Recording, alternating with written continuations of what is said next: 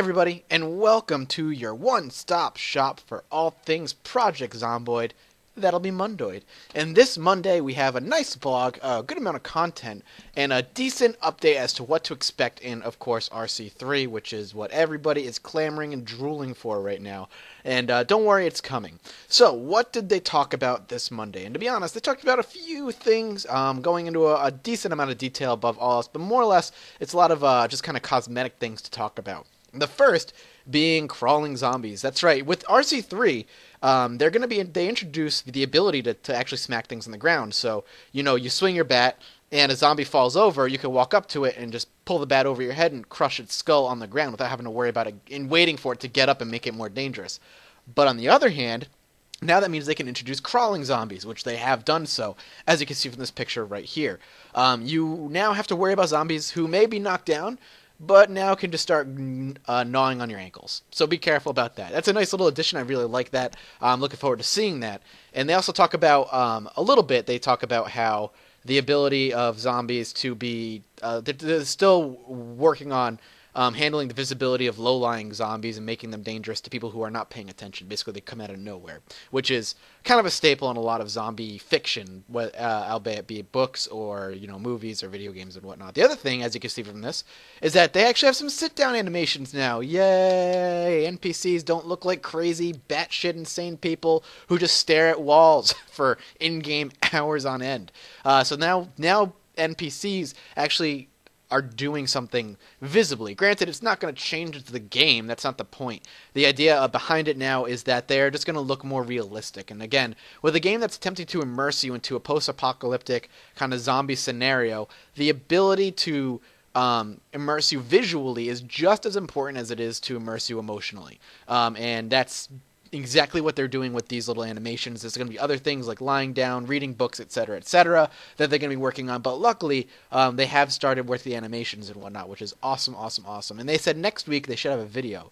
Fingers crossed that actually happens. I would love to see a video of the new animations and hear them, just see some different things going on in the game. The game is definitely coming along quite nicely. The other thing they talk about a little bit is the metagame, and a particular issue that they had or are going to have with the metagame that they're working on fixing, or one that they've actually kind of already fixed, but they just talk about it a little bit, and that's kind of with the loot. So the way the game used to work is when the world loaded up, it didn't actually, like, you open up a crate, and it didn't actually load up individual items into each crate right when you started. What it would do was when the game loaded, it would just say, there is loot in this crate. And then when the player opened it, it would immediately randomize what loot it was. So that way it didn't have a ton of information to load and a ton of different things to load when you load up the world. But that was important because, again, with the way the old game worked, it would load up the entire world first. And that means, there was no metagame there. So NPCs could walk up to anything and that would be considered loot. And when they opened it, it would give them random items that were loot, whether it be other items and whatnot. Now the difficulty comes with the metagame, seeing that there's other things out there now. Like the metagame, the way it works is that the world doesn't load, there's just things happening, scenarios happening. How do they deal with NPCs getting loot when they can't quite get said loot because that loot is this mysterious figure that doesn't exist in the metagame? How do they do that? Well, they talk about it here, and I highly suggest you go read this because it's very interesting. What they basically are going to be doing is rewriting the inventory system to allow different types of loot to be found that various places the NPCs groups have been looting. They're basically, if you read it right here, to allow for loot to be more interesting in the metagame, then we've expanded the system to allow inventory items actually exist within it, meaning specific items are going to be loaded up in the metaverse, essentially, for the NPCs to be able to loot, if I'm reading that correctly. Incidentally, ultimately, our plan, post-RC3, will be to rewrite the inventory system so it's completely LUA-driven, which would let inventory items inherit details from an LUA template item. This would mean that individual items, the individual inventory item objects would be tiny in memory, containing only the type, while still allowing all the properties of the inventory item to be accessible. In RC3, it's possible that weapons and other equipment may have limited effect on an NPCs in the metaverse, but it's definitely something we'll be trying to expand on as much as possible. So they're basically just trying to say, okay, we have this problem with the metagame as far as inventory goes, because we can't load up the entire world and load up this figurative variable called loot. Now we have to figure out a new way to do it, and in order to do that, they're rewriting the entire inventory system for it to work.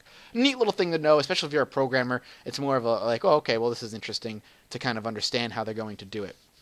The other thing they're talking about, as I said, there's a lot of little tidbits of things to kind of absorb this week, is XP. And the way XP is going to be working, the way leveling is going to be working, is going to be very different. Right now, Romain is working on a whole new experience system. And before we go into how it's going to work or how some certain things are going to work, we could pop up in a picture here, and you could see this is the way it looks right now as it is in RC3. As you can see, it's completely different. There's actually different sections now: a combat, a crafting, a fitness, a strength, and an agility section.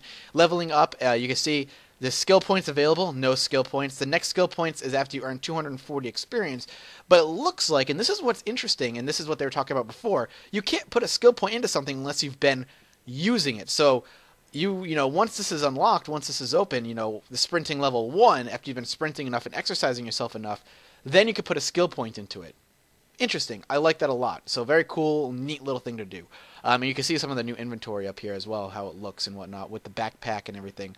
I hope actually, I know this is random, but I really hope they actually add a graphic for the backpack on the back of the person so that when you drop it, it actually looks like a backpack is dropped on the ground, and then an NPC could come and steal all that stuff if you ever leave it. Because there's going to be an emergency drop your backpack thing so you're not like walking if it's too heavy.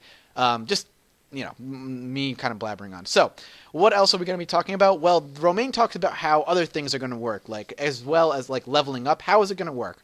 Well, ultimately, they're talking about the ability to get a book, and it's like a beginner's carpentry book, and you can start reading it right away, but it takes time, which I freaking love. Thank you so much. It's going to take, you're going to need to set aside nights of you reading this book to up the multiplier, the experience, so that way, you know, you're reading this book after, say, 6 nights you've read the book. Now you have an XP multiplier when you're out building things. So it'll help speed up the leveling process. So I read the book for 6 nights. I now have a ×2 multiplier, for example, right? Now when I go out and start building things, when I'm building, the construction kind of experience that's going to go up and unlock the next slot for my skill point is going to go up faster, so it'll unlock quicker, which is awesome.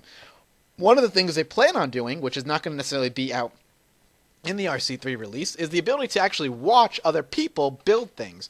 Right now, talk about NPCs, of course. So, if an NPC is out...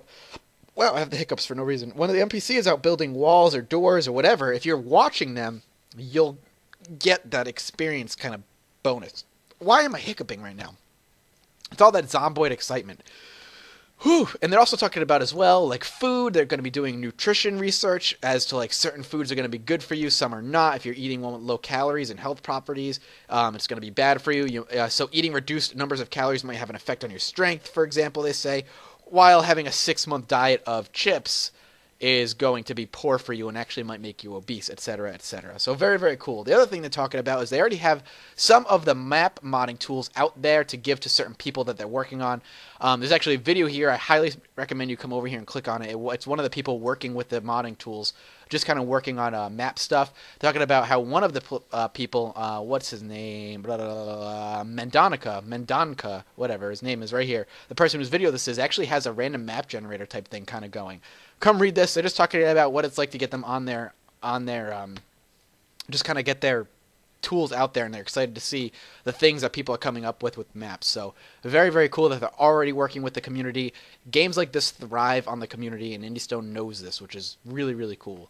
We also have the website building, which is going to be, if you click on this, bam, this is what the new website's going to look like over time. It's kind of a work in progress right now, but once it's up, it's going to look smexy. I like it. It looks absolutely great. Just really good looking. Oh, Ringo D, rather. You look quite good, my friend. All right, so back up, and also very, very good that we're actually seeing some updates as far as the website's concerned. And finally, there's escalators in Muldrow. Anyway, that's about it for this particular blog. A lot of small things. Again, I highly, highly recommend to come out and read this as always, to check it out, see what things are going on. And they check out the video that Mendonica has going on, just kind of give you an idea of how the building of maps kind of works.